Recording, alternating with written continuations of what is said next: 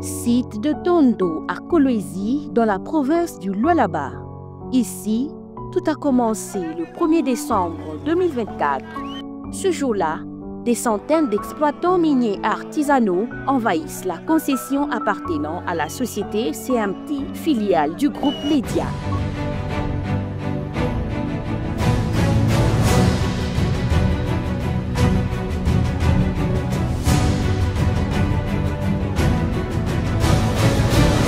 Une occupation illégale, selon l'entreprise, qui marque le début d'une série d'événements dramatiques. Sur le terrain, les dégâts sont visibles.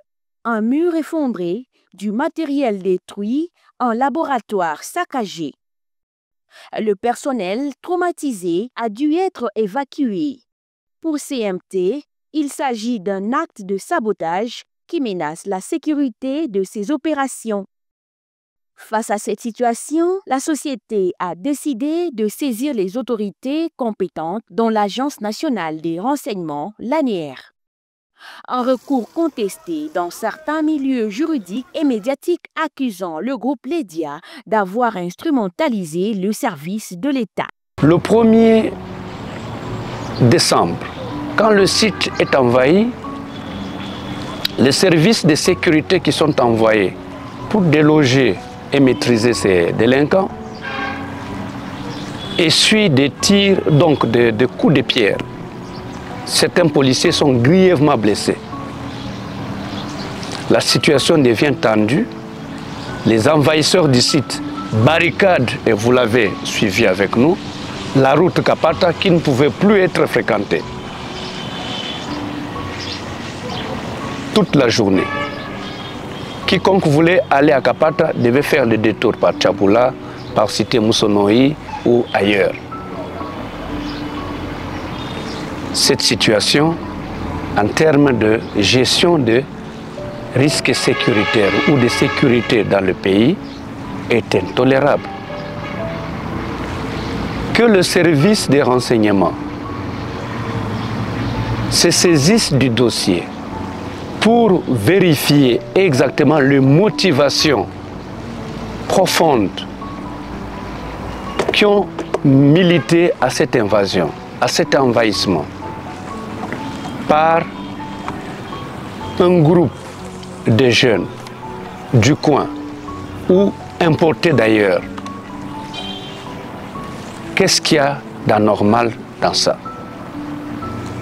L'invasion du site de Tondo ne révèle pas seulement d'un conflit économique, mais d'un problème de sécurité nationale.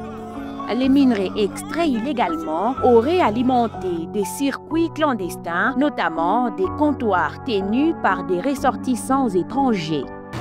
Si la société a créé et a tenu à obtenir le secours des services étatiques, le parquet général, la police, le service des renseignements,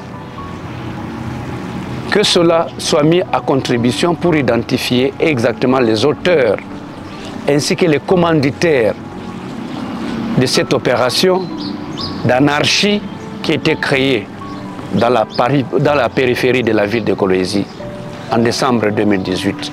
Qu'y a-t-il d'anormal? Que les auteurs ciblés et qui doivent être interpellés pour rendre des comptes s'érigent en des victimes parce qu'ils peuvent agir impunément. C'est à peine croyable, non? C'est inadmissible. 10 décembre 2024, une commission mixte dépêchée par le gouvernement provincial descend sur le terrain. Conduite par le cabinet de la gouverneure Fifi Masuka, elle échange avec les creuseurs artisanaux, leur rappelant la nécessité d'intégrer des coopératives reconnues. Mais société nayo iko mwenye concession ni société nayo ya mtoto mgini. Ana chinois ni congolais. Ndugu yenu congolais. Ile mimi tafuta kumishauria kusema ke ba creuser banatumikaka mu structure. Mu raisonner comment est-ce que munezi kuya mu structure mwa bien organisée ile tunaita coopérative. Kama muna na coopérative ku coopérative madini mwangare kama mutenda kujafilie mule coopérative banze kufanya nini kumigérer. Mais sur place, le désordre persiste. Le site de Nyoka, Chipuki et Tchabula restent occupés. Des sources locales parlent d'une exploitation clandestine alimentant des dépôts illégaux appartenant à des sujets chinois. Que la justice d'abord soit faite. La société a encouru des dommages et des préjudices notables. Une clôture démolie sur une distance de pratiquement 2 km 400. Vous imaginez ce que ça vaut comme coût. Et vous vous retrouvez aussi avec des biens du côté des stockages ou des hangars là-bas sur la route Kapata, vandalisés et saccagés, des biens volés. Ça a un coût. Est-ce que vous pensez que la société aura mal pensé que de s'adresser à la justice pour obtenir réparation? Est-ce que ce n'est pas du bon droit que de saisir les instances judiciaires? Parce que la société ne pouvait pas se rendre justice elle-même. Elle devait se référer à la justice, non? Ce qu'on est en train d'attendre, c'est que, bien entendu, qu'il soit jugé et que la responsabilité soit établie par les juges et que s'il y a aussi innocence dans son chef, qu'il soit établi qu'il est innocent. CMT détient plusieurs carrés miniers à Kolwezi. L'entreprise assure avoir agi en conformité avec ses titres et ses obligations légales. L'ANER n'est-il pas un service d'instruction préjuridictionnelle au service du parquet général?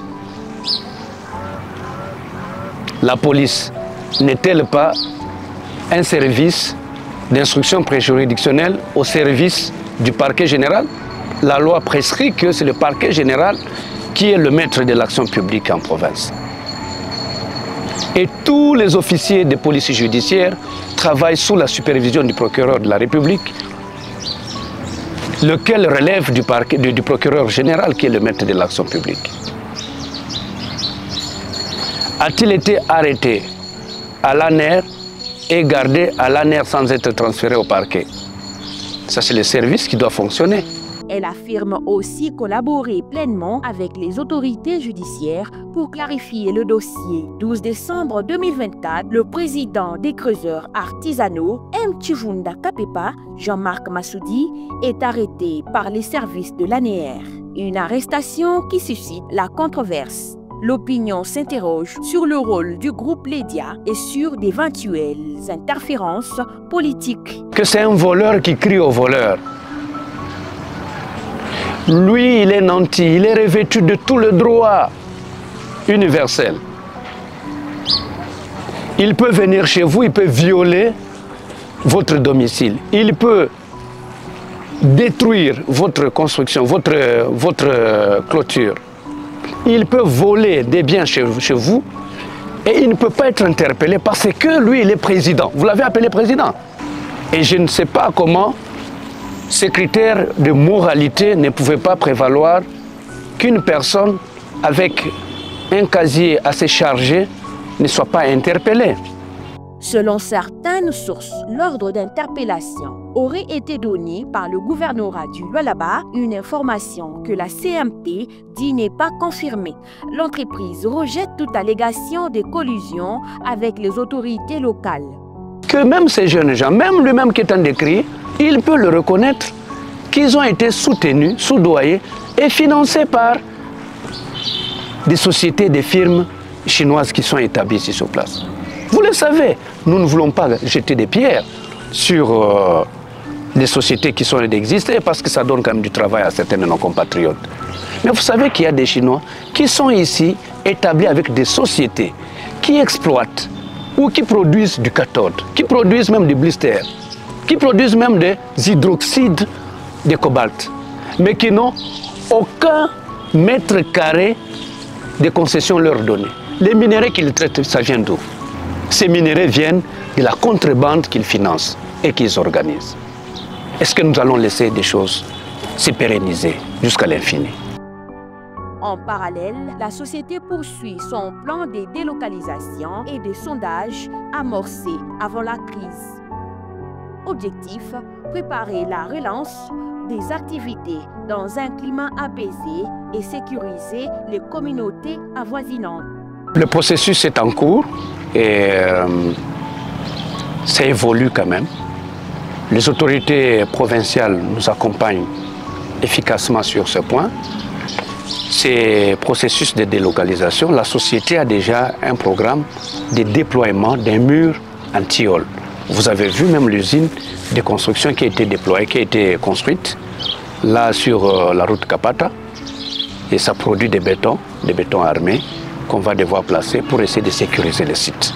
À Fertondo, un dossier complexe où se mêlent droit minier, sécurité et tension sociale.